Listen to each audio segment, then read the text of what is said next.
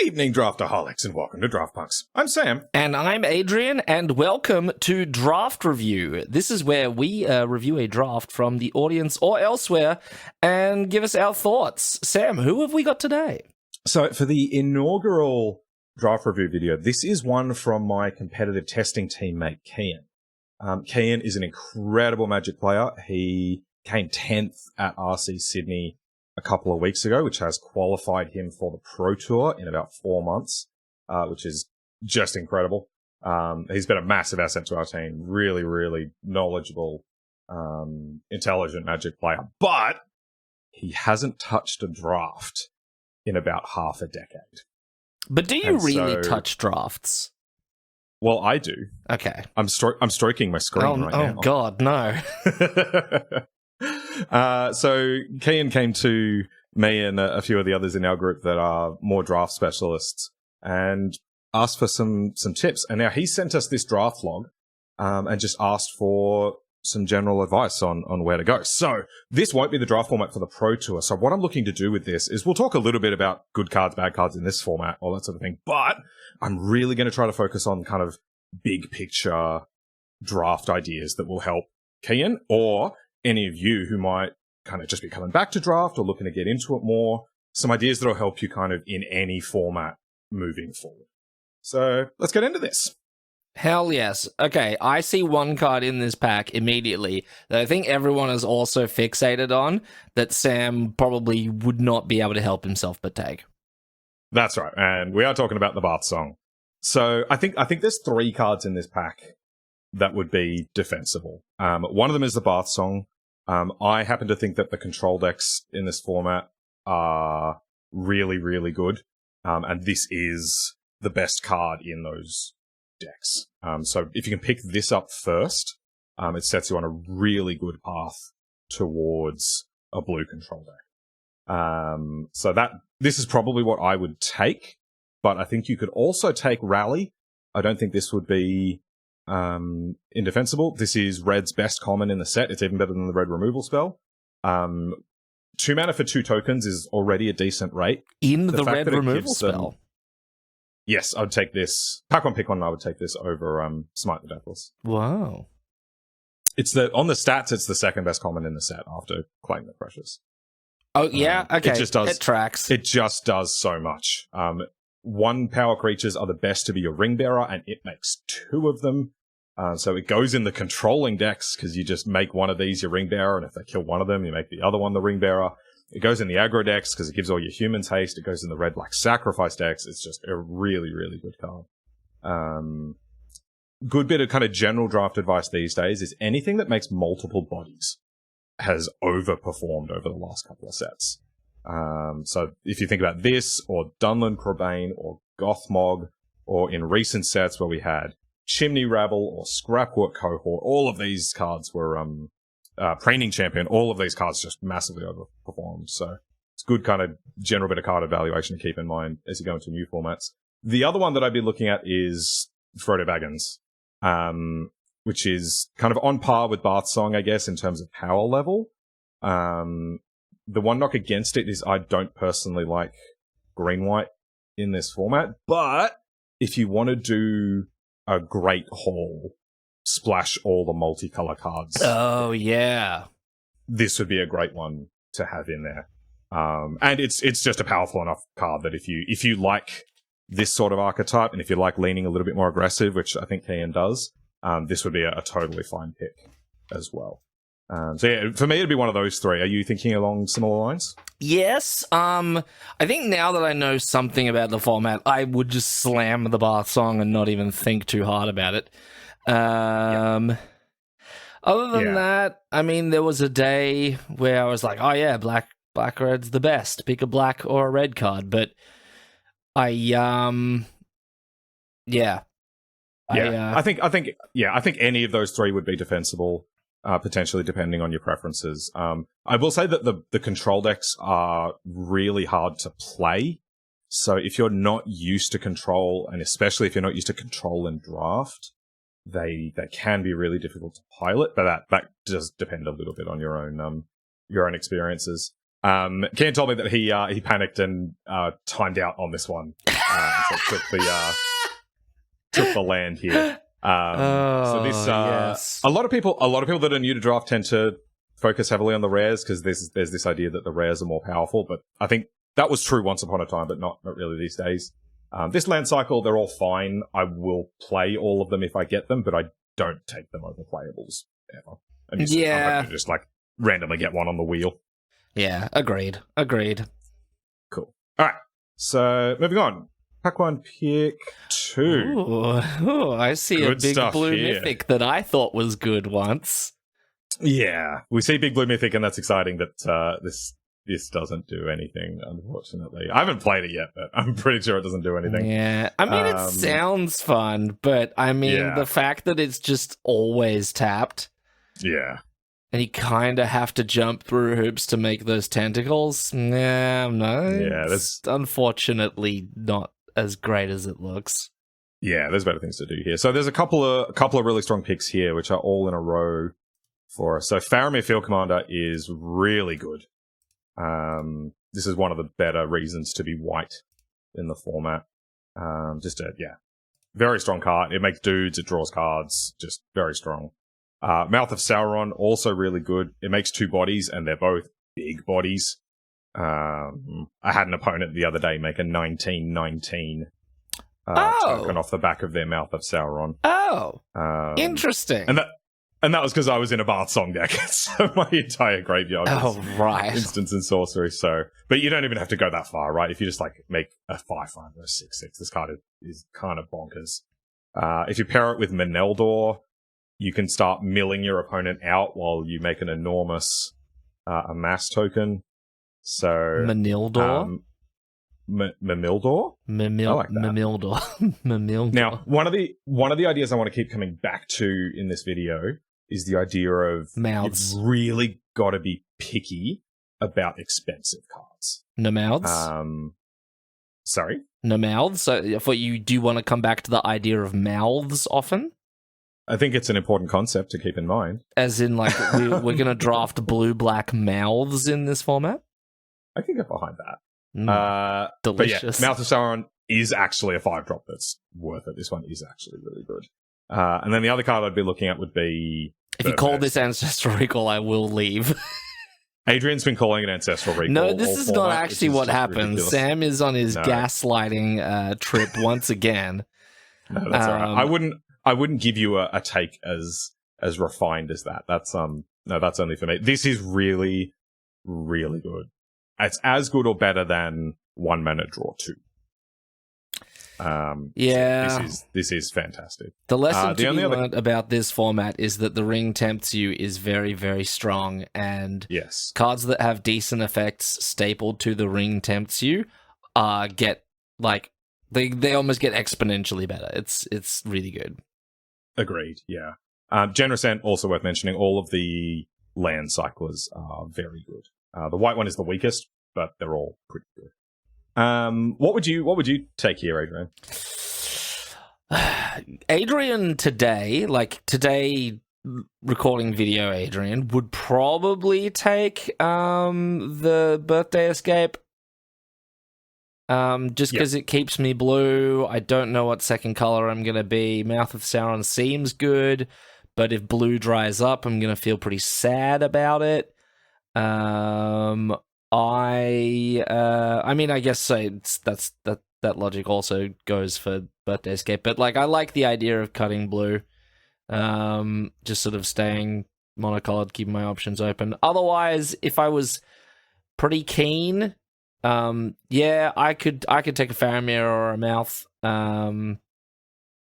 Sort of say, hey, I'm going to be blue-white. Hey, I'm going to be blue-black. I think either is a fine decision, but I feel like picking another decent blue card that I'm always going to play is going to be what I would want to do. Yeah. So with this start, I think I would take Birthday Escape. Kind of treating this like a pack one, pick one. I think I would take Birthday Escape. It's 1 color rather than 2, which just increases the chances that we'll end up playing it. Oh yeah, I just realized we didn't actually take the Bath song, so I can't. Well, yeah, we'll talk about a couple of different paths through this. But this card is also kind of irreplaceable. It's the only thing that does this effect for this cheap. Whereas, like, Mouth of Sauron is probably the best common or uncommon 5-drop for the control decks, but you'll find other random 5-drops to use as your finisher, so I'm not too stressed about picking up good 5-drops. So yeah, if we're taking Bath Song, I would still take Birthday Escape. If we're taking Frodo Baggins to begin with, I would probably take Faramir. Yeah, and even if, like, I had to run, get my lasagna out of the oven, damn, auto picker curses, you picked Minas Tirith. There's a chance that I'd be like, well, I have this white land that's not terrible. What if I just lean into that and pick Faramir, which is a really quite good white card? So totally reasonable. Yeah. Personally, I don't like white all that much in this format. People tend to have different extents to which they have color preferences in a format. I think some people take it too far where they just like refuse to draft certain colors, or they really let it really bias their picks. That's not me usually, but I do have my preferences, and I really like blue and I really like black in this format. Red also really good. White is kind of a little way down there, but yeah. So depending on what we started with, I think any of these three could be good. So I think Ian took the Faramir to go nicely with the Minas Tirith. I respect that. Actually. Yeah. I think that's great. Yeah, so that's a good pick. I like that one. Okay, next. Ooh. Okay, so we got Butterbur to kind of go with our white plan, and then not a lot else. So East Farthing Farmer is fine. Sting is pretty good. And then in blue, not a lot to love. There's the Hithlane Knots, which is... I think that's lovable. This is lovable. It cantrips, it interacts, you know. It's a good role player on the blue decks. And there's Mr. Umberpuncture, which is fine. You play it, but it's not anything special. Sam's out here really making some jokes for the chiropractors out there. What's the card we're really looking at here, though, Adrian? Well, if I know Sam, and I feel like I do, it's Long List of the Ents. It's a single mana green saga that threatens to just put so many +1/+1 counters on all of your creatures and make your team patently unblockable. It's the best. Just picture the opposite of what Adrian said, and I think we're on the right. No, it's the whole. The whole is the truth in this format. Now, here's the thing. I think and maybe this is just because I really like keeping my sort of, I like staking my claim on a color. Uh-huh. And Great Hall of the Citadel is pretty much a colorless pick. Yes. But I think for me in this pack, it would be between the Hall, Butterbur, and Sting. Yeah. I think I'm with you. Yeah. Given this start, I think it'd be between those. I don't mind the East Farthing Farmer. I've ended up in drafts where I've got a bunch of random stings and combat tricks and that sort of thing and haven't ended up with enough creatures. But that was probably anomalous. It's probably easier to pick up random things like this than it is decent removal like Sting. So yeah, I think I'd be on Great Hall, especially if I started with Frodo. So if we'd gone Frodo, Faramir, going Great Hall then opens us up to do...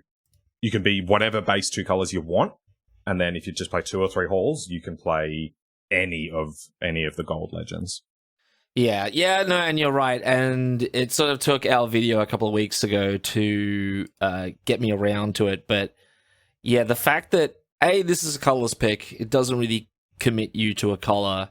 Sure, it's picking a land, which is generally considered like, this is not like a card that's going to win you the game, but this is very strong. And the fact that it fixes you for any number of dual color legendaries, of which there are heaps in this in this format, and also some of them are just straight up bombs. Yeah. So being like, if we end up white, let's say we end up green-white, but we've sort of judiciously picked up a few halls, we could just slam the Balrog in pick 3. Yeah, exactly. And it would not make our deck any worse. Yeah. So having a build around land like this is not common. Yeah, it is. Look at the set symbol. It's common. Yeah, I walked right into that one, didn't I? You don't see this in every format, but the idea of whenever you've got kind of just a medium power level pack where there's nothing really exciting. If you can take a card that opens lots of doors for you down the road, whether it's something like Skittering Surveyor or even just a dual land, I probably wouldn't take a dual land this high, but anything that keeps your options much more open, that's often a really good way to tackle a pack like this early in the draft where there's nothing that you really want to kind of commit to. Yeah. So no, I can see you taking the hole here. Yeah, so I think with this start, I'd be on Great Hall. If we'd done the blue cards at the start, I'd be okay with taking a Hithlane. Same. Yeah, cool. So Kian went with the East Farthing Farmer. So I like that he spotted that it's important to keep that curve down and just pick up your 2 and 3 drops. So that is a good thing to recognize. It'd be tempting to take something as powerful as Butterbur. We've already got 1 4-drop. I really don't want to start a draft with 2 4s. Especially one that's, kind of only okay. So I think the Farmer would be a fine pick if you want to head into a white aggressive-ish deck. But for me, I'd be on Grey Hall here. Yeah, it's fine. It's fine. I feel like Great Hall opens you up to greater possibilities. Yeah. But the Farmer, it's a 3-drop that does stuff. Yeah. And you can tend to pick up this sort of thing later. And so crucially, prioritize it early. It is not a 3-mana 3/2. Correct. Yeah, this format is kind of weird in that lower power is often better, but we can talk about that a bit later. All right, next pick. Look, it's a bird, Adrian. Look at that bird. Birds. I'm gonna call this one Greg. I'm gonna Sam. I know what Sam wants to pick. I feel like in this seat, you are in the midst of a crazy blue deck. You are. Your first 3 picks are very decent blue cards, and now you have more better blue cards. Deceive the Messenger is basically single blue instant Doomblade in this format. With a creature attached. It's basically Ravenous Chupacabra for 1 mana. That's it. It's Ravenous Chupacabra for 1 mana in blue. Deceiver is crazy, and as crazy as I now know it is, this may even be the pick for me. Like where I go, okay, well, wow, yeah, okay. Picked up a couple of white cards. There aren't any white cards in this set in this pack. Sorry. There's the blade. Yeah, hate the blade. Yeah, get it out of here. I would probably be taking Deceive here, just because of how strong it is. Yeah, so to someone who's new to draft, this card would probably not look very powerful. Yeah, it kind of looks like bad combat trick, like bad blue combat trick, and we've seen it so often in sets in the past. But this one is special. It's really good, yeah. So one of the things that's happened over the last couple of years is 1-drops have gotten a lot better. There was a time in limited history where you just never played 1-drops because they were 1 mana, 1/1 goblins, and by the time turn 2 rolls around, they were irrelevant. 1-drops these days have gotten a lot more powerful, and the more of them you can cram in your deck, the better. So if you can have like a few expensive card advantage engines, like say Faramir, and then all cheap cards, you deploy so much more resources, so many more resources than your opponent, and it's really easy to overwhelm them. So like a 1 mana thing that wins a combat and leaves a body behind, that's a tremendous amount of value for 1. Yeah. So if I was on the blue start, I would take this. If I'd started with Frodo into Faramir into Farmer, I'd possibly look at Stew the Conies, because this is decent removal in green. It's better than the bloody Ent's Fury. But it's still nothing super exciting. So I don't even mind your plan to just take Deceive here. Yeah, because I guess I'm just looking at this pack and going, okay, well, I know I want to be white. I don't want to like put Faramir in the sideboard, but Dunedin Blade, it sucks. It's bad. It's terrible. It's horrible. Yeah. Blue white's a real deck in this format. And also, I know rare Faramir and if I'm open to picking a rare Faramir, I am going to take every chance to do that, because if I get double Faramir, I'm going to be laughing all the way to table 1. Yeah, and I mean that's a good argument for taking Great Hall in the previous one, right? Is that 100%. Rare gold cards just in general, you can run away with that. Part of the reason I like the blue deck specifically is you get things like this and this reliably. They just come around. It's so easy to pick up these really good pieces for the blue decks. Yeah, and blue's just got a lot of these little cheap interactive pieces in it. Yes. It's nice. Yes, and so that's worth keeping in mind in any format, is if there's a color that is really deep at common, where you're just going to get good commons coming around the table every draft, that's worth keeping in mind and worth kind of not forcing, but biasing towards that. And I think both blue and black are like that in this format. Green and white have it a little bit tougher. Yes. Cool. All right, so here, Kian took... Okay. So I think this is our, like, this looks like a powerful card, right? It's a card draw engine and it can gain life. It seems like a really good grindy thing in the late game. You just don't need to prioritize 5 drops like this. You'll get random things to do at 5 later on.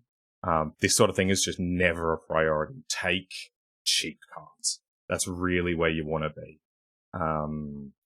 Because if you end your first 5 or 6 picks with 2 4s and a 5, that's quite problematic and closes a lot of doors for you later. The more cheap cards you can take, you'll be much, much more flexible later on. So it's really got to be like Mouth of Sauron sort of power level for me to want to take a 5 drop. Yeah, especially in this format. That's a fair point. Yeah, some formats are a little bit different, but I think that's a reasonably good heuristic for most formats. Yes. Yeah, agreed, yeah. Pick the cards that you feel like you're going to play. Whoa, okay, there's a signal here, Adrian. Shadowfax? What are your favorite Shadowfax? The brightness of a shadow is relative to the darkness of the shadow that's next to it. Don't know if that's true. No, that sounds good. More confidence.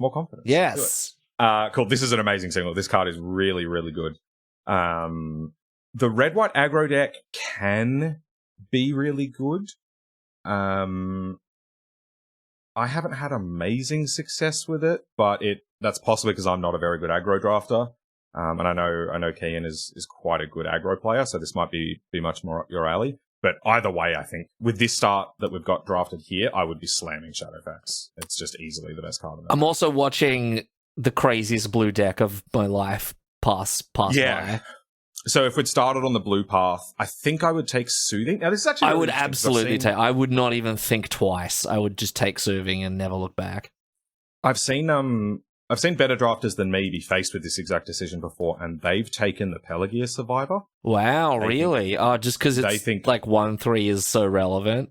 It's so good in the blue decks, but interaction that ring temps, I'm all about it. Oh, 100%. 100%.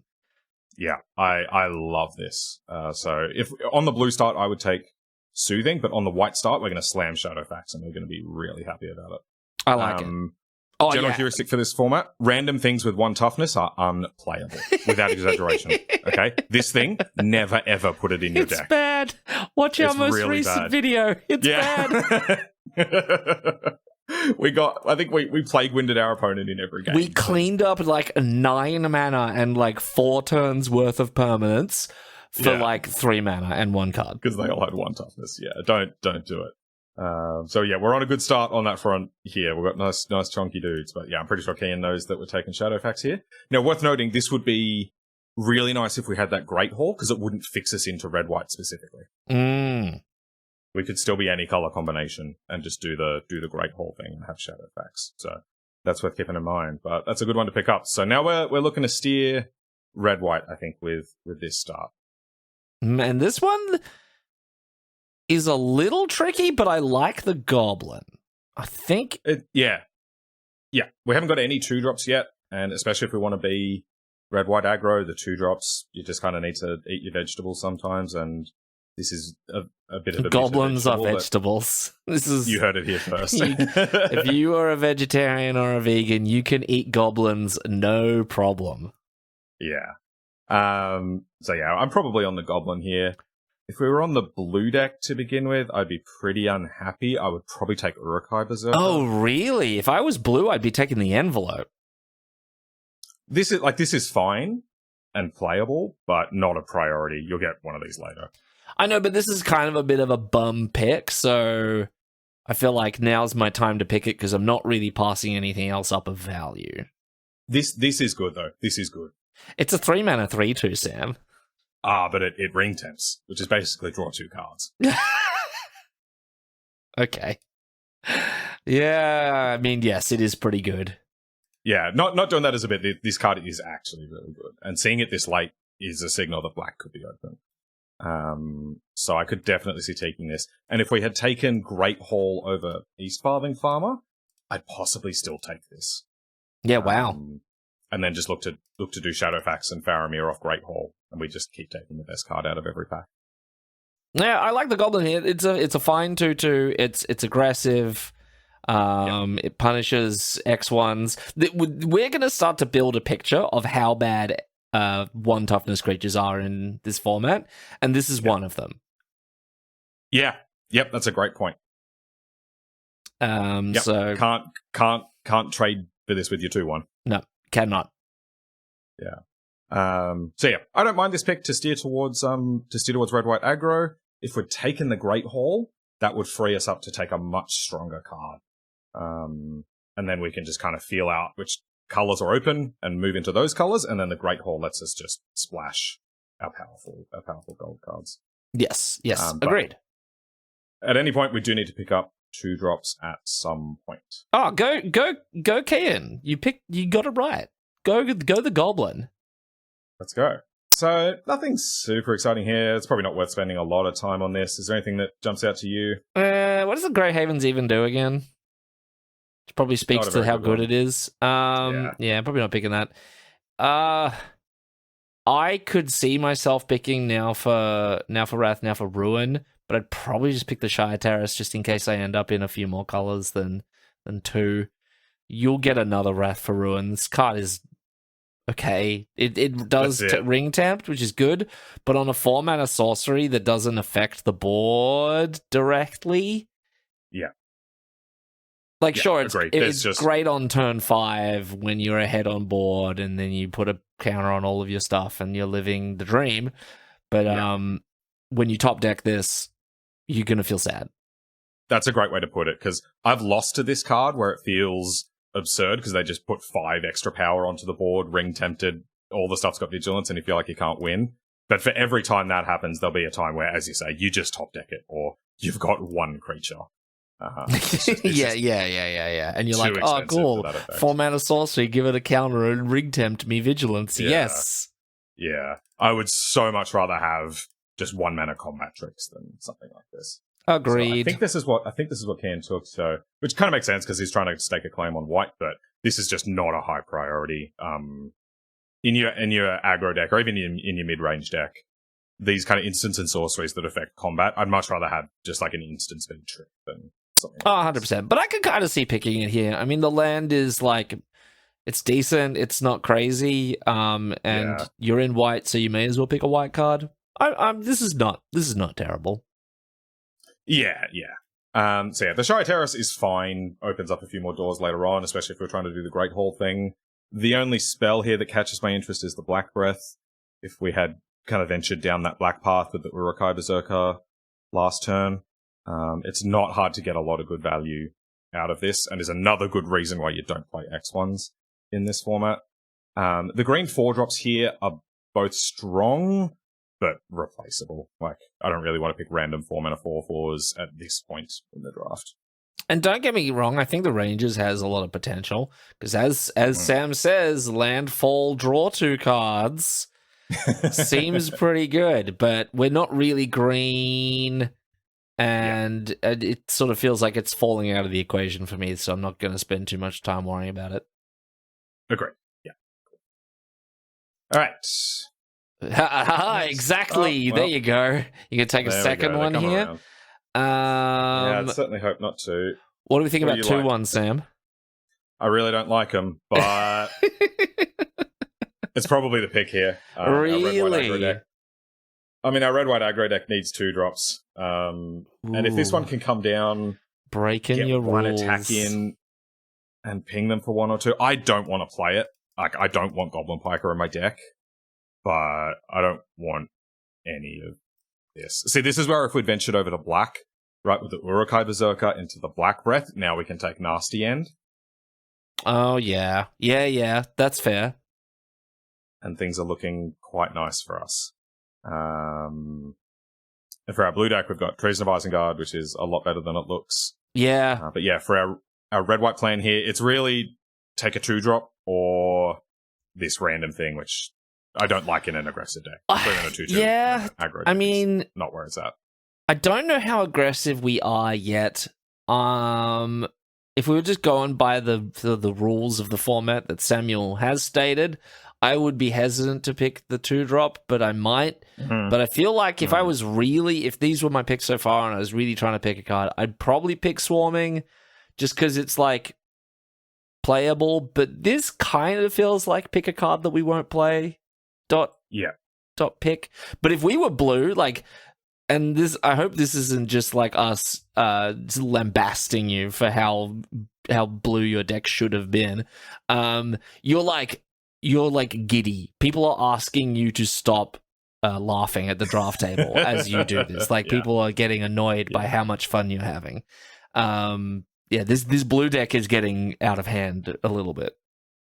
Yeah, but to go back a couple of picks where we talked about a few that kind of open doors for the future, right? If we'd taken the Great Hall, then the Shadowfax doesn't commit us to red, and now we didn't feel compelled to take random red 2-drop. We were able to take the Urukai Berserker a few picks ago, and then the Black Breath, and now we see this as well. Means we get to dodge rubbish like this and this, and actually kind of keep taking good cards. But alternatively, if we hadn't, and this pack had no good black cards, but it did have good red, the Shadowfax still allows us to go into red. So just that Great Hall pick would have just like let us keep taking the really powerful cards as we keep moving through, right? It just gave us many more options as we move forward. Whereas right now we feel a little bit fixed into needing to play red, and now we need to play jank like this. I don't hate the pick of Swarming here.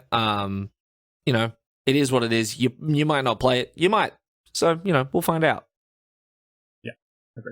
All right, next. So 17 lands. Oh, I should mention, we're doing this on the fantastic 17 lands. If you want to get a log like this for any of your drafts, go get 17 lands. It's free. You can download it, just install it onto your computer, and it will keep track of all of your drafts. You can replay your drafts, you can replay your games, and it'll give you like a whole lot of personal stats about your drafting and your playing. It's really, really fantastic. Sponsor us. And if you are so inclined, yeah, please sponsor us. Once you sponsor us, I'll encourage people to go sign up to your Patreon, which people should definitely do, but I'm not going to encourage them to do it just yet because you're not sponsoring us. Exactly. Nice. Cool. Okay, we're kind of getting to the dregs of the pack at this point. I think Kian takes the only red or white card here, which makes a bit of sense. This thing's fine if you're really aggressive. Fine is even a bit generous. Yeah. Again, it's fine. We've got to watch our 4-drop count, but this'll do. Yes. I think there's a world in which we could just go, hey, look, pick up an envelope. We could pick up an envelope now. Okay, so you're looking at this and you're going, wow, Manalith, terrible. 3 mana, do nothing. And as Sam puts it, this is 3 mana, draw 2 cards, apparently. We can perhaps temper that a little bit. Even like Manalith that cantrips is a fine way to think about it. Yeah, and I think Manalith that cantrips would be very playable in a lot of situations. And yeah, Ring Tempting is just so good that it makes Manalith playable in the set, and it also fixes you for any other, interesting legendaries you might want to pick later on down the track. So it's what we might call in the drafting world a defensive pick. Yep, that's it. We are no Simon Nielsen's, but we do learn from him. Yes.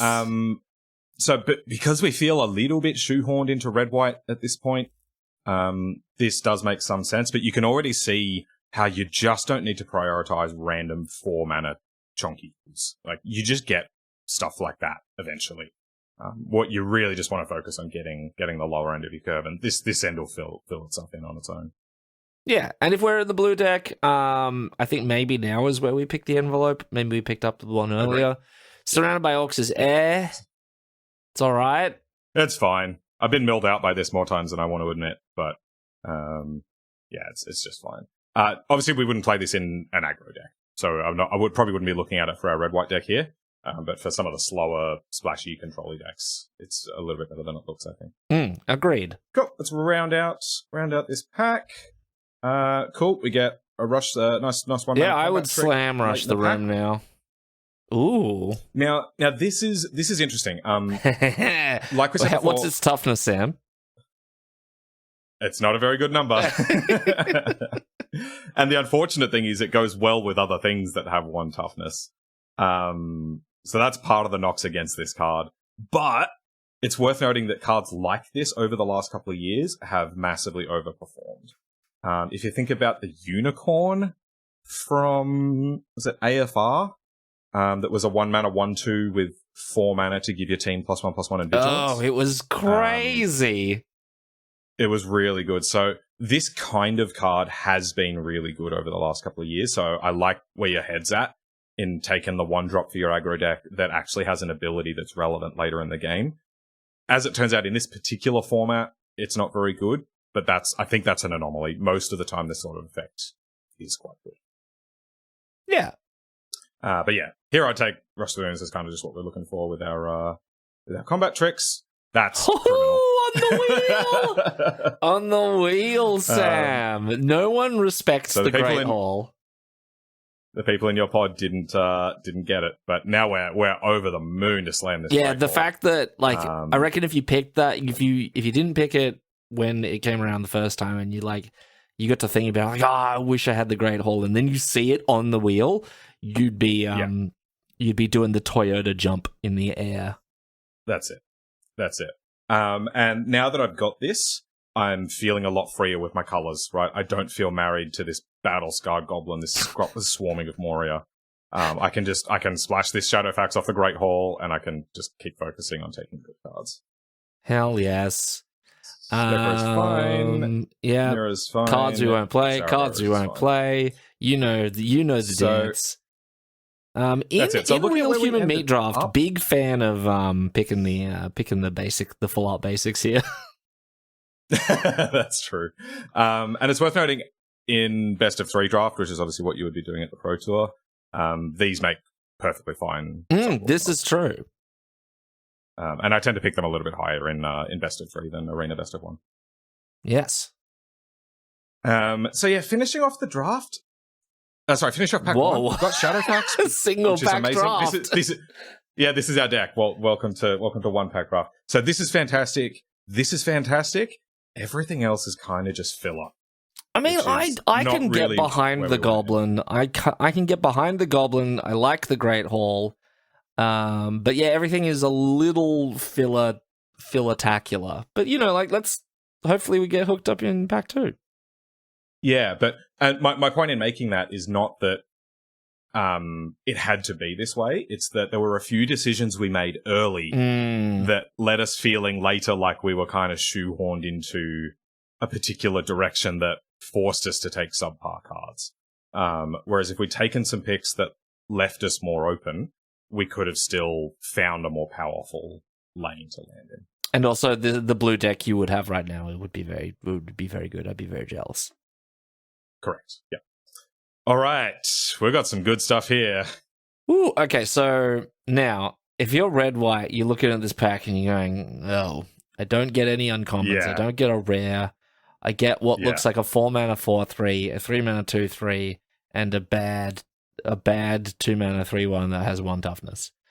But you've got yourself a Great Hall, which sort of shores up your Shadowfax, and also the spirit of draft is being able to like smell which way the wind is blowing, and I would find it very hard to pass up a Nazgul at this point.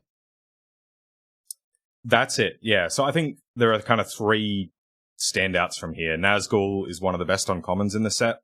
So you can sell it for $13 later. That's true. That's very important at the Pro Tour. Make sure you draft for money at the Pro Tour. That's the most absolutely. Yeah, the Nazgul is really, really good. So if we'd gone down that late black path where we took Urukai Berserker, Black Breath, Nasty End, we just slam the Nazgul here and we're feeling great, and we can look to be kind of black-white and then maybe splash the Shadowfax. So that'd be a really good option that we had open to us if we'd gone down that road. Smeagol is good, but not incredible. It's the second best black-green card in this pack, but I'd be perfectly happy to have it in my Great Hall deck, or if you land in black-green, it's pretty decent. But Old Man Willow is really and enabled via the Great Hall, which is great. Exactly. So I think with any of those paths that we took through the draft, except the blue path, I would be taking Old Man Willow here. So even with these exact cards here, I would take Old Man Willow and look to be a Great Hall deck. It's so much better than any of the random red aggro cards. Don't play this thing. 1 toughness on a 2-drop. Don't do it. Even though it was up the Bath Song, which makes me sad. Does randomly blow up the Bath Song. Yeah. So yeah, Old Man Willow, very good. This isn't really something I've thought about before, but now that I think about it, creatures with power and toughness equal to your lands have been really good. They're usually Branch big. of Beseju. Yeah. Yeah, and they scale really large, well with the length of the game, right? Exactly. Yeah.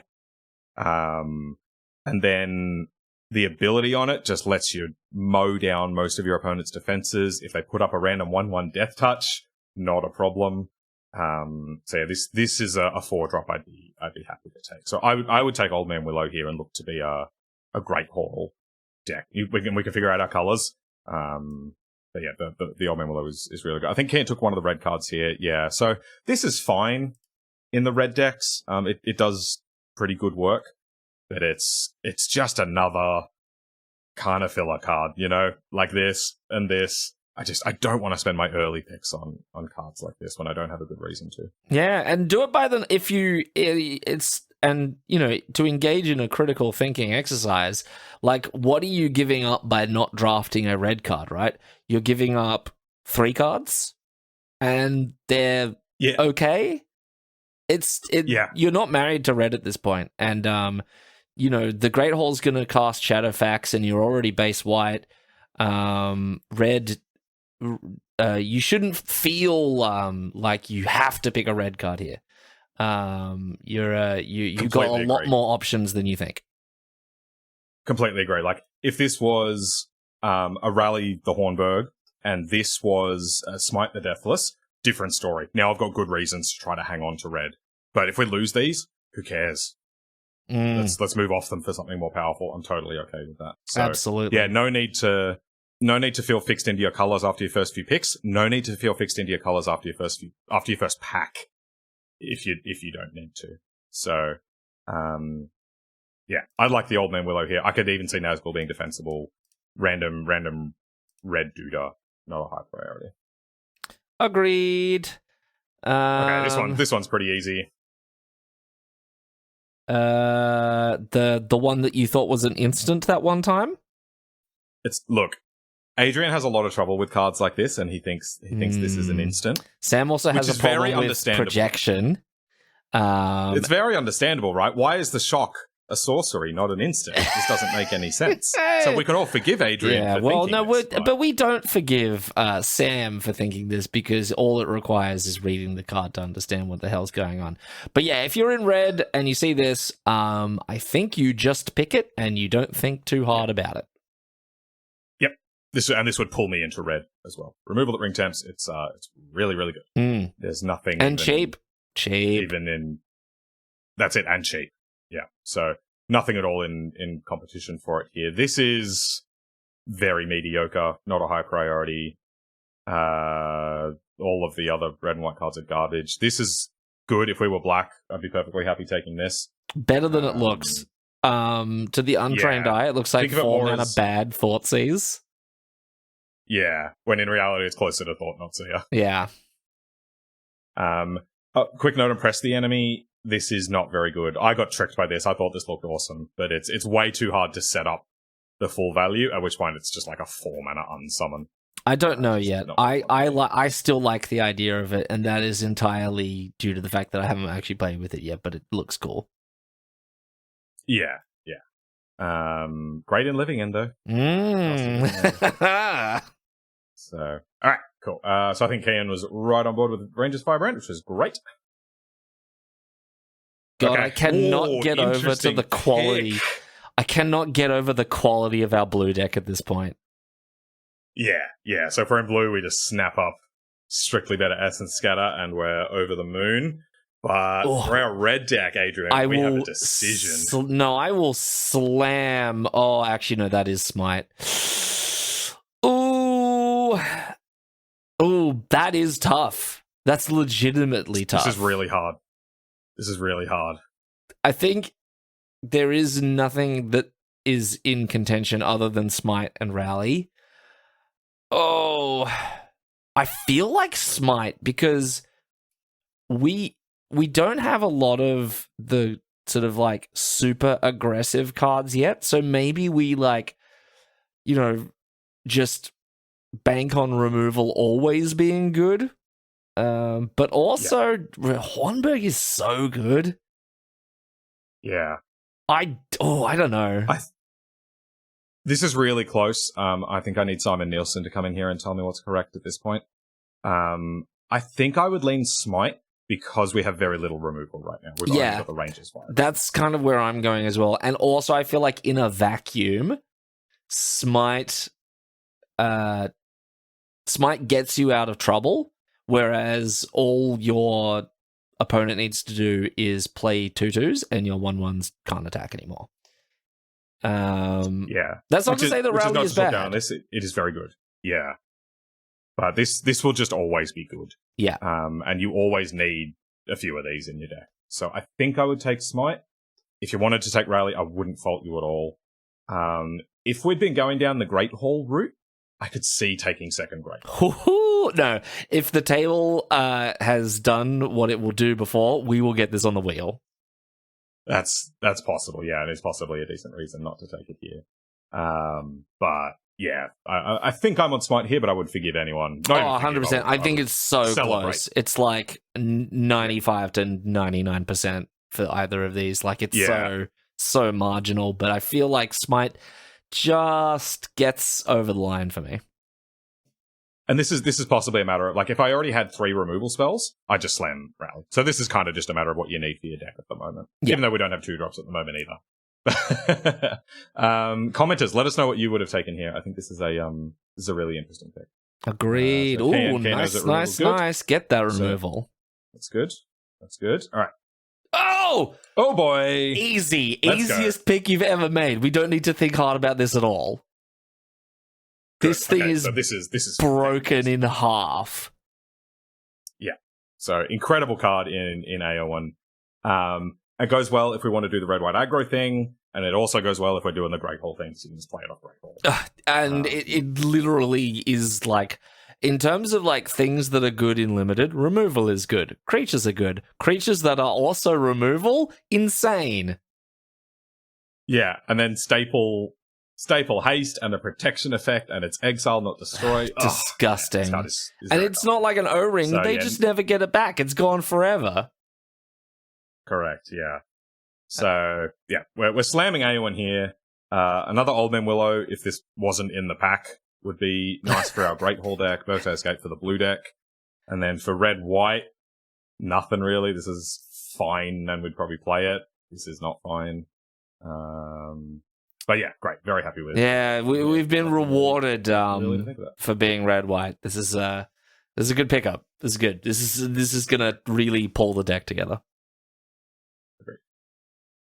Okay. Another bit of a weird one.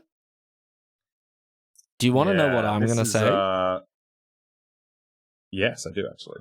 I'm looking at this pack, and I'm looking at the looking at the picks I've made, and I'm looking at cards that are good, cards that are bad. You know, blue. Oh, this is still a miraculous seat to be blue in. Holy dooly. I would be picking the troll here. I was going to agree with you. Hell yes. Let's talk a little bit. Yeah, so we're talking about Troll of Khazad-dûm, but let's talk about Fog on the Barrow Downs. Pacifism has gone on a bit of a journey over the last couple of years. This, in general, I'm pretty low on pacifism effects these days, unless they give you a really good incentive. So I'm thinking over the last couple of years, we had a 1 and a white can't attack, block, or activate abilities, and I think it couldn't crew vehicles either. That was enough value for 2 mana that it turned out to be pretty good. We had one in Brothers War that was 2 and a white, can't attack or block, and when it enters Scry 2. That one was also good, just the extra Scry 2 tacked onto it was a good amount of value. Something like this is the worst of both worlds, where it's expensive, and it still allows abilities. And in this format with like an actual quite good sacrifice deck, they go, oh, cool. I was really thinking quite hard about what to sacrifice next turn. Now you've made it easy for me. Yep, exactly. And it's worth noting that almost every draft format these days has a black-red sacrifice archetype. And I think literally every archetype for the last 2 years. Sorry, every draft format for the last 2 years has had that. Yeah. That's not to say that It's like extremely pacifism common. is always bad, but it's all about context. Exactly, yeah. And in this particular context, this is worse than mediocre. I think it's actively bad, and I think you're worse off putting it in your deck. Well, so even though it's the only white card here, I'm not going to take it, and I think I'm okay, possibly enabling a black splash with the troll. And the troll is the best that black splash around. Yeah, exactly. And it's worth noting we could still be black-red and then use our Great Halls to splash Shadowfax, Eowyn, Faramir. Still possible. Because like most of the rest of this filler stuff doesn't excite me. But we've got good red removal, and then a couple of good legendaries. But that does not force us into red-white if it's not open. So yeah, I quite like the troll here. Same. So yeah, and this is very understandable, particularly if you drafted kind of 5 years ago or so, where pacifism was a little bit better. But be very wary of these effects these days; they're not as good as they once were. And Wizards has committed an unforgivable sin of mixing the shorthands that Magic players use to name cards. It says fog on it. It doesn't fog anything. What? That's true. Not a one ring. So we've got a couple of good options here. Talk us through this one. This one's not terrible. It is a 3-mana 3/2, but we can forgive it for that sin because it draws a card. And then you would continue reading and you go, oh, well, if I don't control a creature, then I got a ditch a card. But in this set, if you get tempted by the ring, that ring bearer is legendary. So you probably more often than not have a legendary creature. So this thing, a lot of the time, is a 3-mana 3/2 that just cantrips. And that, my friends, is great. Agreed, yeah. Normally if you control a legendary, we'd think that'd be fairly infrequent. But because of the ring tempting, it's super easy to turn this on. And this is very frequently a very strong card. So I think that's easily the pick here. Worth talking about the Quarrel's End, because this card is good. I still like it. I think it's quite good. Yeah, it is very good. And one of the problems that the aggro decks sometimes have is that you just draw one too many lands, and this lets you kind of deal with that while still adding to the board.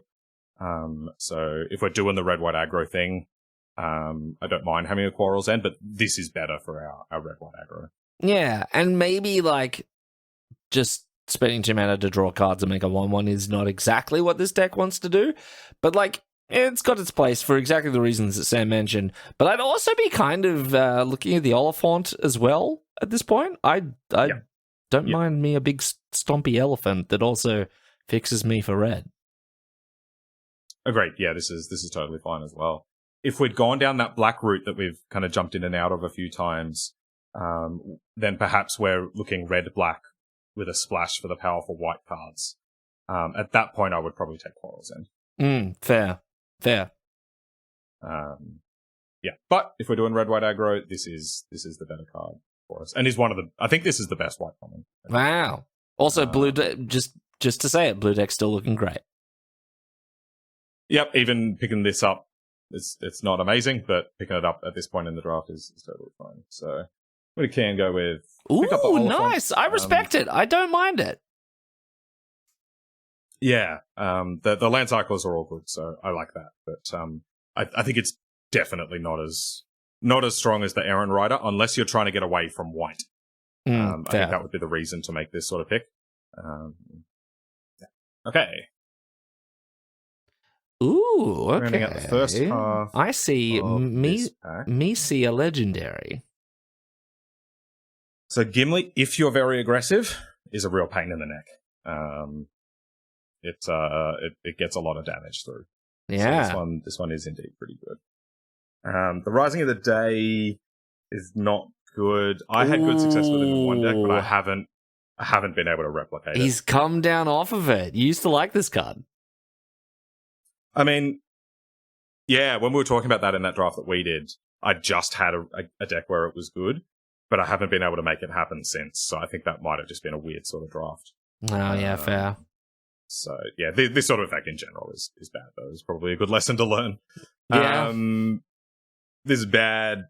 This is fine, but I don't really want to prioritize 5 drops. But this is a really good point. I was thinking this when we picked up the Aowen as well, that we get to picks like this where we've got Gimli, which gives you a good amount of value for your 4 mana.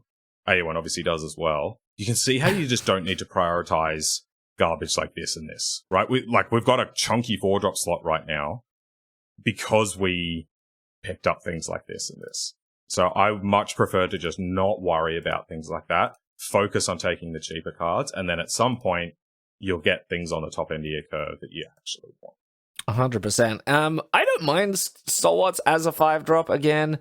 Maybe not the greatest, but it does tempt you, and it synergizes with tempting. So not the worst white 5-drop you could pick up, but I would probably, with the deck we've drafted so far, slam Gimli.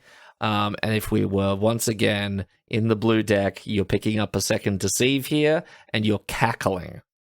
Correct. Yeah. Yeah, great. Okay, cool. Let's have a look at our next one. Well, I think it's time to just eat our medicine. 2 mana 2/2s.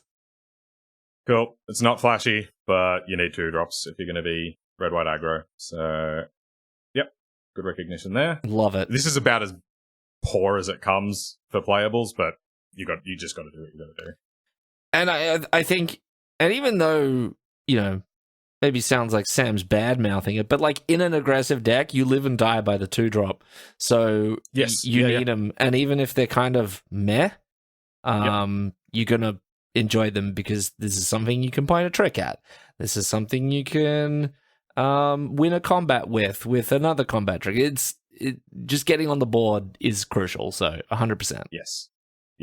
Every deck needs a good amount of 2-drops, but in my aggressive decks, I want 8 or so, and this is our second. So we're well behind the mark on that point. Well behind the east mark? Ladies and gentlemen, we got him. Very good. Okay. Next. I'd be looking to I would be pressing the Alt button right now to see what I don't have in my collection. Yeah. We're probably forced into taking this because we're so light on 2-drops, but man, I don't want to play it. No, same. I mean, decent sideboard card. It can exile well, not even exile, but it can destroy the just a random, decent artifact or enchantment. So it's got its utility, but man, this thing is just gonna like get blocked by so many 1/1 Orc Amass tokens. It's just, oh god. Yeah, it's not very good, but we may need to eat the bitterest of vegetables to shore up that 2-drop slot. So we would take this, but we're not happy about it. No. If we're blue, we're stoked to take this. If we're green, we're very stoked to take this. This is one of the few X1s that I will tolerate. Oh, interesting. But that's just because the green decks are all about doing the multicolor splashy rampy thing, which this is kind of the critical piece for. Yeah. Okay, great. Same. I'm pressing the Alt button. Yeah, none of this matters. Just take a card. Alt button. That being said, if you were blue, you would be this like. And I hope we're not sounding like we're just sitting here like beating you over the head with the particular piece of information that is you should have been blue, but man, you should have been blue. But it's what I find interesting about reviewing drafts like this is you can often see that in a draft where you get to the end and you think, oh, I should have been X. But it's not, there's not always necessarily a way that you could have ended up there, right? Because we very easily this is true, yes. Right, because like when you see the 5th pick Bath song, you go, okay, blue's open, moving course.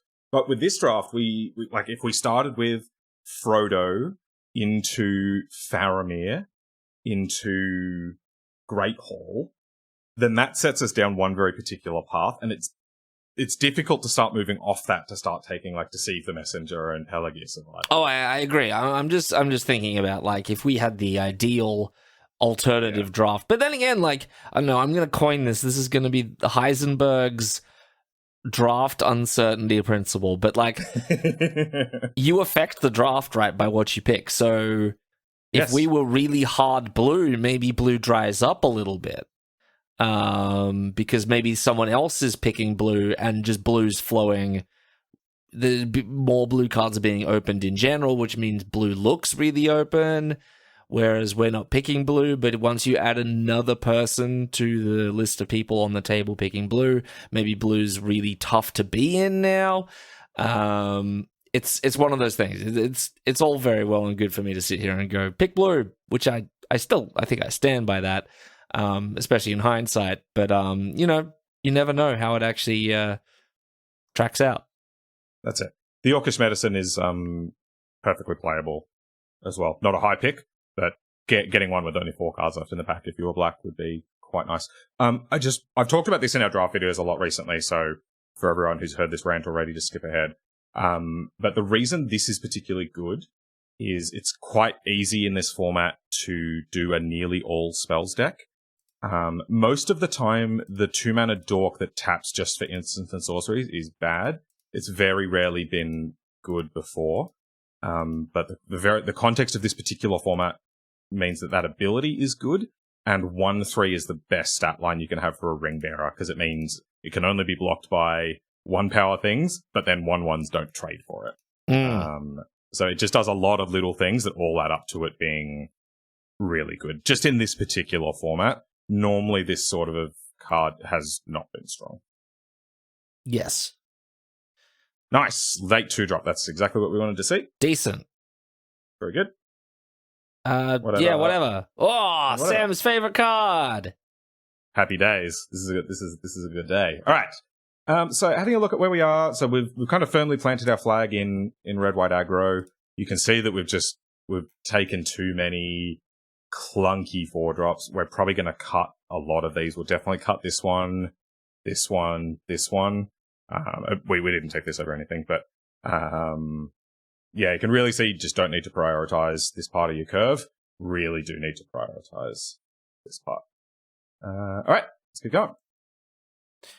Hello. Ooh, I called it, and I seriously have not actually seen this draft before. This is the first time I've seen any of these drafts. Yeah, I'm picking the Balrog. I'm not even looking. I'm not even thinking too hard about it. What else is in it? Is there a red card in this pack that I haven't seen? Coruscant is good, but we've got a great haul. We could splash the Balrog. I'm taking the Balrog. Balrog's So crazy. Balrog's this is nuts. This is interesting, right? Because if we'd picked up those Great Halls, if we'd picked up that Troll of Khazad-dûm, then this becomes a very easy addition to the deck. Or if we'd just gone down that red path instead of the white path, this would be a very easy include. So that's kind of a good kind of illustration of why those picks that we made earlier, when we didn't have anything that we were giving up, open up powerful options later in the draft. Whether it's Great Hall or just picking that random troll, could certainly... It doesn't always pay off, but sometimes it does. So that's a good lesson in that. Tale of Tenuvial can also be really good. With the exact setup that we've got here, I would probably take Tale. Damn, yeah, I feel like I would be interested in being bold about it and taking the Balrog. I mean, maybe it's worse because I just don't have enough things to sacrifice. It's really a 7-drop in our aggro deck. To make it actually cheaper. Yeah, maybe you're right. Maybe you're right. Yeah. Yeah, so if I'd ended up black-red with Great Halls splashing the white cards, I'd be very happy with the Balrog. With this particular deck, I think we go with Tail. This card is a bit high variance. Sometimes it's unbeatable, and sometimes it doesn't do very much. But I think it's the best card for us here. Yeah, why not? Worth noting if you've got this, the 2-mana Sam that we saw in Pack 1, Pick 1 goes up in value, because when the Saga goes away, you then just flash in Sam and get your Saga back. Ooh. So just keep an eye out for that.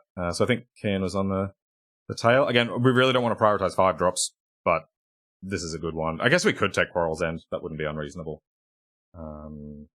And I could see this possibly being correct, actually. So people in the comments might correct me on this one, but I'd be looking at either of those two. Yeah, not bad. Whoa. Oh my god, Sam. So we had the craziest of blue decks. I don't even know what I'd take between these two. Oofta doofters. Jeez. Oh, this pack is stacked. This pack is crazy.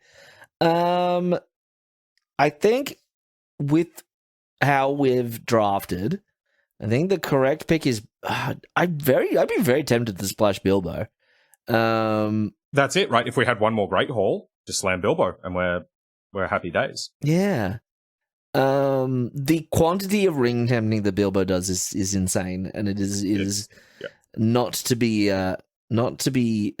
smirked at. Also, just the blue deck is crazy still. I think so.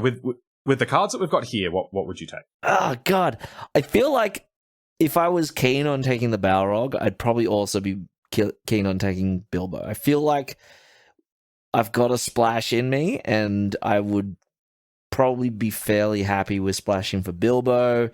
If not, if I wanted to be a bit more conservative and definitely take cards I know I'm going to play, I'd probably take the 2-drop. Yeah.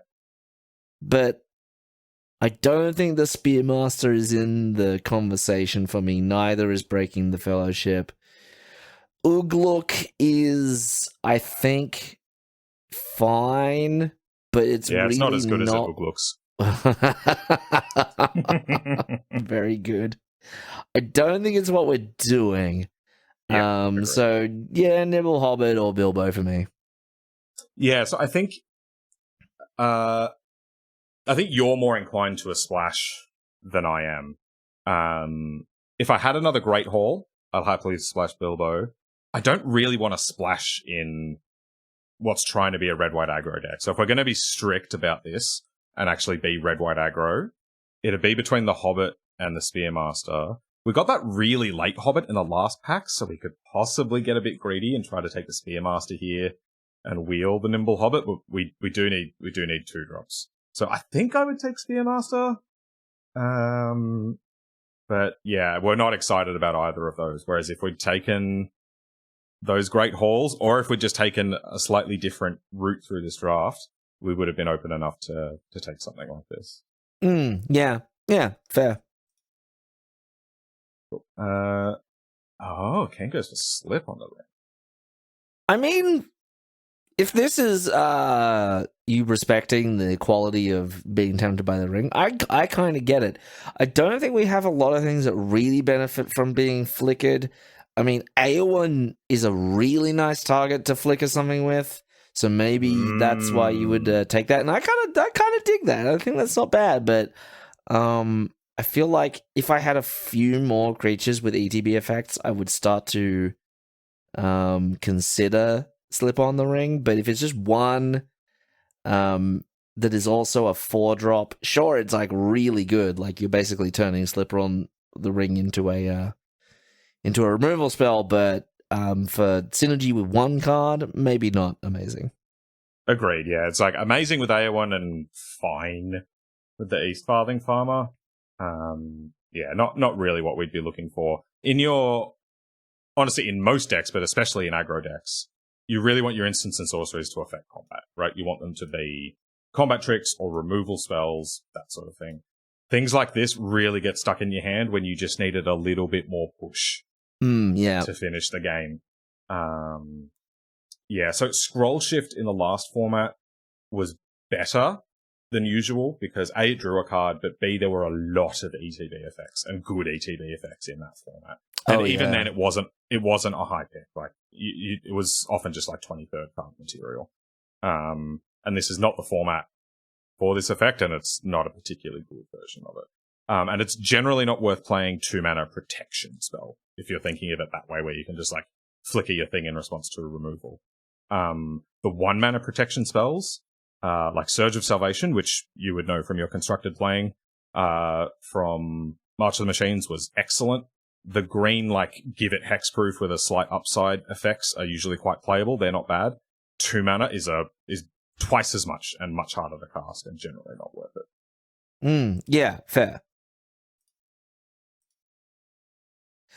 This card is nuts. And you're saying, hey, draft punks, it's a 5-mana do nothing. No, it is not. This thing is stupid. It's very stupid. Yeah. It's not a 5-mana do nothing, it's a 5-mana do everything.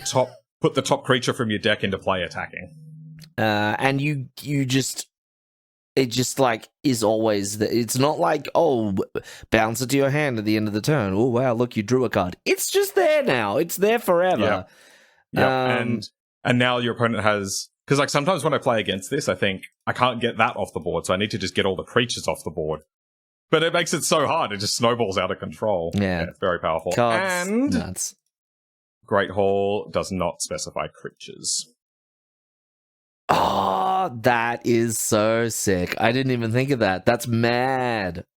So if I had 2 Great Halls here, we could very happily take the Doors of Durin. But as is, I suspect Kian has eyes for 1 horse. Oh yeah, I would take a second Shadowfax if I wasn't keen on the splash. But Doors is stupid. Shadowfax is great though. Yep, not unhappy with second Shadowfax here. Reprieve is also a nice pickup in a deck like this. Yes. Good, just like tempo play. Yeah, this is a good one. But yeah, I'm pretty sure we're slamming Shadowfax here. That's very good. I've got my eye on this Rush the Room, which might come around. Ah, yes. So, all right, happy with second Shadowfax. This is not bad. This is quite good, I think. It's fine. Yeah, like first strike. If you are able to, like, if you just play it out in your hand, you play 1-drop. They don't play a 1-drop. You turn 2, you attack with your 1-drop. You play a 2-drop. Your 2-drop's like a 2/2. They slam a land, they play a 2-drop. Maybe you got a 1/1, a 2/2, and they have a 2/2, so your 1/1 can't attack anymore. And your 2/2 looks like it might trade if you attack, but then you play this on 3 and give you a 2/2 first strike. You're still going to the races, which I really like these kinds of effects in aggressive decks, which is probably why I would probably pick this here. But again, I don't know how aggressive we are, but in general, I think that's the pick. I could definitely see an argument for Hobbit Sting as well. Yes. No, I could, especially even though we got 2, maybe 3 pieces of removal. Yeah, what have we got? We've got the Firebrand and the Smite. I really don't want to play this Fog. No. And we've got Aowen, so we've got 3 pieces of good removal. I'm not missing anything, am I? Yeah, kind of 3 pieces of good removal, which is fine. I'll happily have 1 more, but I have found this can be a little awkward. Like, if you've got like an 18 creature deck, it'll always be good, but we've got just like a Saga and some random combat tricks, so you could easily end up on a board where you've only got 1 or 2 creatures. So I think I would just take Aowen. I think Aowen would punch through more damage than the Sting. Yeah, agreed. Yeah. Nice. Cool. Keen recognizes that as well, so that's good. Breaking would be the third consideration here. I don't really care if I end up with one of these or not. So yeah. I'd see 2, maybe 3 cards I like here. Yeah, so we probably just need to shore up that 2-drop slot, even though this one's nothing special. The Quarrel's End is good. Maybe we need to take our Quarrel's End now, but we've got 1, 2, 3 2-drop. We probably just need a 2-drop. Yeah, that's fair. You could pick Esquire, but it's bad, and whenever your opponent casts Fearfire Foes, the Black Breath, you just kiss your board goodbye, so... Yeah.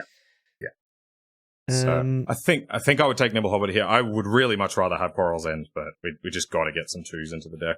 Yeah, fair. I don't hate that. And maybe if we're planning, maybe if at this point we've recognized, okay, we're not actually all that aggressive, right? Even among our 2-drops, we've got 2/2, 1/3, bad card, and this one's pretty good, admittedly. That's not a great aggressive start. So maybe we just accept that we're red-white mid-range, which is not where you want to be, but maybe that's where we are, and we need to just take cards that work with that thing. Yeah, that's a fair point, and I think this is a perfectly defensible pick here. I think this is absolutely fine. I agree. Yeah.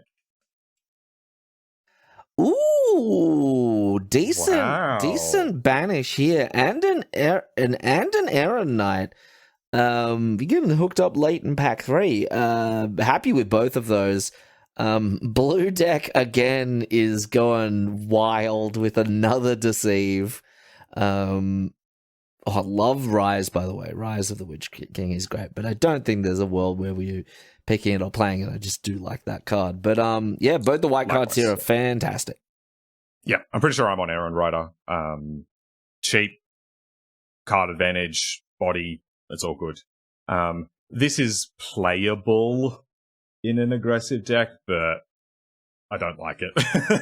In an aggressive deck, no. You want cards that get blockers out of the way. But yeah, it's still removal, which is fine. So, yeah. If we were like 1 piece of removal shorter than we are now, I'd have more eyes for this. I'd probably still take Errand Rider, but we don't need this. We've got just better removal in this deck, so I wouldn't worry about picking that up. Yeah, so given that we've got 1 mana deal 2, 2 mana deal 3, and Aowen, they're premium. They're really good. I don't think we need to worry about crap like this. Damn, the Errand Rider. It's a little harsh, Sam, but yes, I wouldn't call that card crap, but okay. That was a little aggressive. I'm sorry, Danish. I didn't mean it. I think both are fine picks, but yeah, I think Errand Rider is just better, especially if we're angling ourselves aggressively. Agreed. Yeah. And worth noting with this kind of deck that even if you don't get the card draw, if it's just a loot, so to speak, that's still totally fine, right? You can just get your excess lands out of the way. That's still totally fine. So yeah, I think I'd be on Errand Rider here. One thing to note in general about Limited these days is the good threats are better than the good removal. This is true. And like, even as threats go, this is really good. It's White's best one. But looking at all the colors, it's still not even as good as it gets. So oftentimes these days we get an early choice between a premium piece of removal, like say Smite the Deathless, and a premium threat. Generally, this is a change I've had to learn the hard way because I love myself a good piece of removal. But these days, you're most of the time better off taking a good threat than a good answer. Yeah, this is absolutely true. All right. Looks like we're hitting the wheel just about for this pack. Nothing great here. I'm not inspired by this one. This is probably the best card, but I wouldn't play a 4/5 drop with what we've got here. If I just had the 2 Shadowfaxes and neither of these, I'd possibly play it. And maybe you could play it over the tail. But yeah, it's probably the pick, but I'm not excited about any of this. War Beast is, again, it's a 5-drop. It's like, it's a weird one because you don't want your creatures with power 4 or greater to die. And maybe it's good if they trade for something that also has power 4 or greater, but I don't know, this card has not impressed me. It feels clunky. It asks a lot of you, and it also costs 5 mana. Yeah, I've liked it a little bit more than that. It's a 5-drop, so I don't prioritize it, but this is a pretty good example of how you just don't need to prioritize. Like, this is not as good as the Mouth of Sauron, obviously. Yes. But if I had to play this in my 5-drop slot instead of Mouth, that's fine. You know, it's still a big boy. When they try to kill it, you've still got a blocker left over. If you amass 2 onto an already 2/2, then that's also 4 power, and if they kill that, you get another 2/2. So it can do good work. But I think this is more emblematic of the fact that you just don't need to prioritize 5s. Like, if I've got 5-drop slot of Shadowfax, Tail, I'm laughing. That's great. If I'd spent early picks taking cards like this, you run into trouble. So that's a good point. Not super stoked with any of this, but yeah, that's a fine pick. Holy green, Batman. Yeah, green is very open. Well, there's a lot of green cards here. Well, there aren't a lot of good green cards, right? Like, this is... Don't care if it's not in my deck. This is bad. This is bad. This is bad, even though it's got a lot of text on it and it's legendary. This is good in the right deck, but it's hard to get that deck together. So, like, looks like green is open, but I don't even know if it is. Yeah, that's a fair point. That's a very good point. Otherwise, let's pick a white 2-drop with more than 1 toughness. Agreed, yeah. If we tried really hard to be aggressive, this one does have 2 power at least, but I don't want 1 toughness in this format. So I guess the compensation is that the ring tempts you, and that's not bad, you know, and that's quite good. But as Sam has mentioned, and we have mentioned many, many times during this video, unfortunately, there is just so much. There's just so much in this set that hoses 1 toughness creatures like effortlessly that it makes your deck a little worse, maybe even a lot worse. Yeah, just earlier today, I had a draft where my opponent went turn 2 Westfold Rider, turn 3 Took Reaper, and then I just played Cast Into the Fire, which deals 1 damage to 2 targets. And see ya. Oh, nice. That's it. Nice 5 mana worth of cards there. Sorry, 4 mana worth of cards there. Yeah, answered by my 2-drop. Yeah. So I guess we've talked about a lot of these cards, but haven't mentioned a lot of them by name. Fear Fire Foes is the big bad, but Black Breath, Cast Into the Fire, Deceive the Messenger, even cards like this to an extent. But those 4 are the big ones. And they're all in different colors as well. It's such a liability. But that being said, there was a card we picked up before that was really good with the ring having tempted you. But now I've forgotten what it was. Not sure. But Adrian's right. Like, the ring tempting here is compensation at least. So, I don't know. Pick one of these. I wouldn't be overly happy with either of them. If I already had a second one of these, I'd probably take this. Because I don't really want a third. Yeah. But, yeah, so it's fair. Kind of whatever. I'm going to hope to not play it. Cool. None of this matters. Yeah, I'm starting to press Alt now. Yeah, I'm okay with this one. It's an expensive trick, but it's one way that you can get a 2 for 1. Yeah, this is true. This is true. Because sometimes with the aggressive decks, you end up in a position where you've got 1 combat trick in hand, but that means you can only attack with 1 creature, right? If they've got multiple good blocks, which then gets a bit awkward. Whereas a card like this can allow you to just keep turning everything sideways and put your opponent in a really tough position. And it's worth noting that the food token this creates works nicely with Nimble Hobbit. Oh, yeah, that's fair. That's a good point. So if I've got a bunch of Nimble Hobbits, then the East Farthing Farmer and just a few incidental cards like this go up a bit in value. So I'd take this. I don't know if we'll play it, but I'd be taking the second go first. Right. So many hobbits, I guess. Oh no, cards we won't play, cards we won't play, cards we won't play, cards we won't play. Okay. In summation, let's take a look at the deck that Kian ended up playing.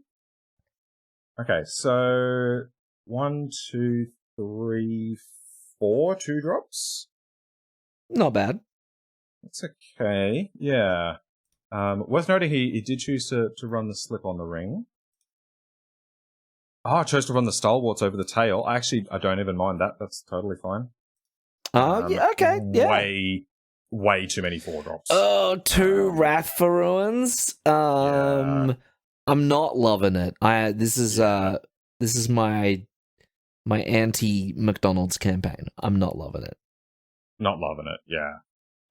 There are contexts where a card like this can be good, and that would be if there's a green-white tokens sort of deck in the format, where if you just go wide really quickly and then play a card like this, that can be effective. But that's not what this deck is going to be. I think these will probably underperform, and I'm not looking to run this either. No, yeah, same. What did we choose to keep on the bench? Bench the Tail?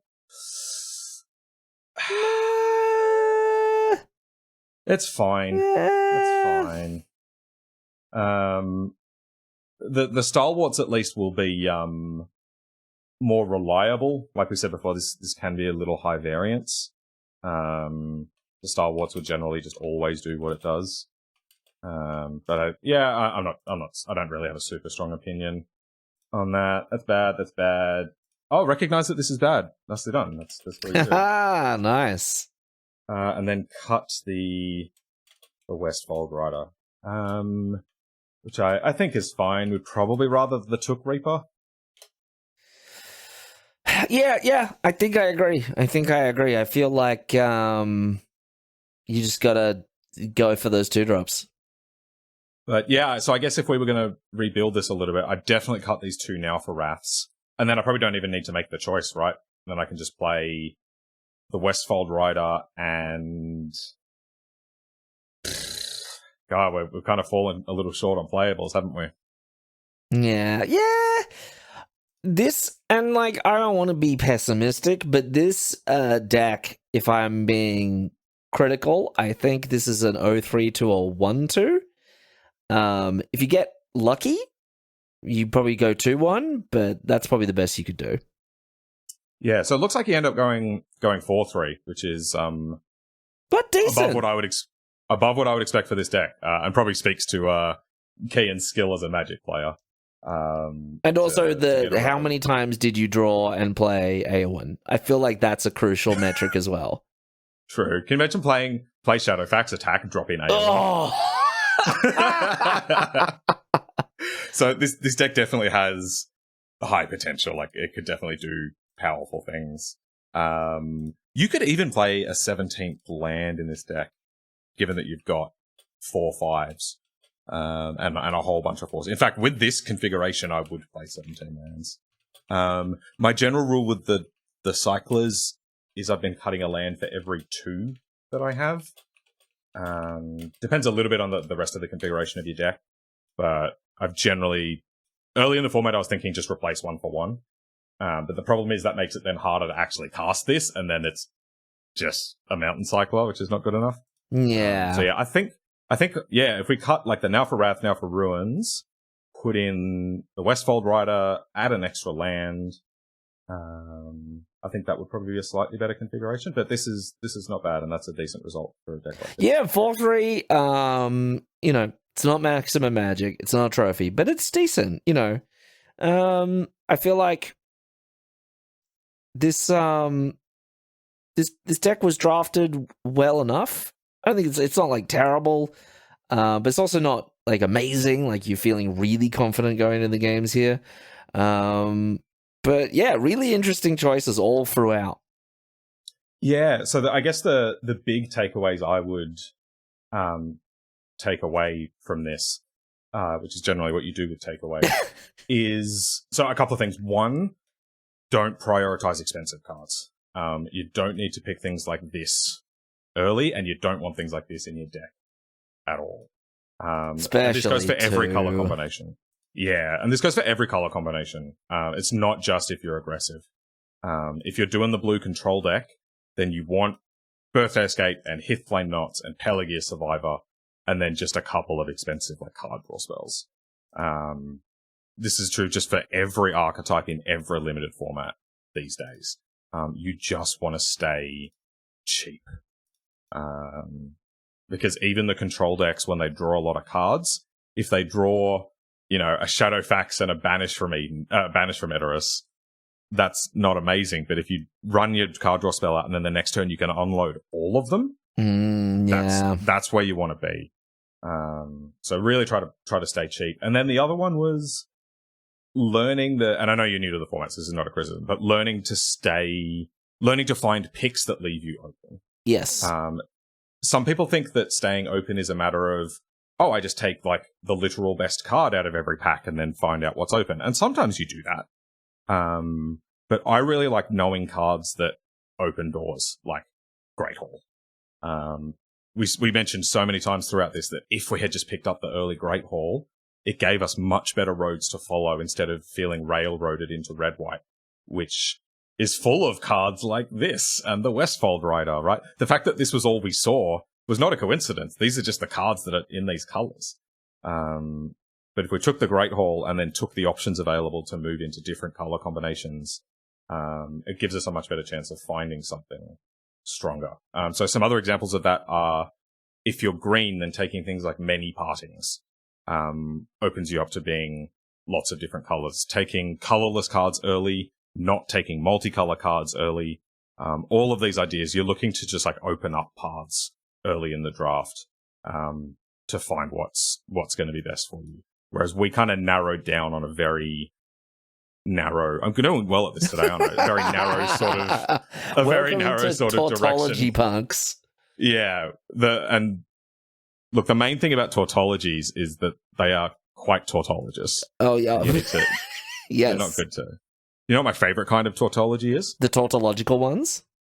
It's actually the pleonastic ones. Oh, whoa, okay. Pleonastic tautology, that's where it's at. All right. Well, yeah. That's we reviewed it. That's a draft review. That's good. Yeah. I like this draft a lot because there were a lot of like big picture things that you can take away from it, right? It's not just specific things in this format, like one toughness is unplayable, right? That's just kind of very Lord of the Rings specific.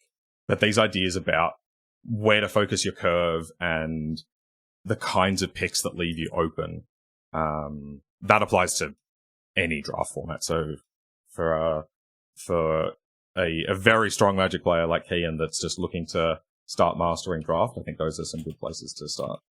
Agreed. Big agree all around. Great. So if you are interested in us potentially reviewing one of your drafts, this is something that we're thinking we might do on a more regular basis. So if you enjoy this, if you would like us to take a look at your own drafts, let us know. We can do it from either a more kind of competitive spiky perspective like we're doing here, or we can do it from a meme sort of perspective. If you want to show us your very best Door to Nothingness decks, we're happy to lend our opinions on those sort of things as well. Anything you like. So please drop us a comment. Let us know if you like this sort of idea. We love doing things with our little community here, so we're quite keen on doing something like this in the future. If you would like to get in touch with us, you can email us at the address that's on screen now. You can tweet at us at... see, I don't have my script open. How does this thing go? You can tweet at us on Twitter. At DraftPunksMTG, all separated by underscores, because Sam is a hack. You can find me on Twitter I'm actually interesting, unlike Adrian, at calm_mirror. You can find me remembering how to do this because I'm invested in this YouTube channel at Walkerade. And Adrian, would you like to tell Kian what we call a werewolf on YouTube? Ooh. So, what do we call a werewolf in draft review? A review-canthrope. It's a like and subscribe.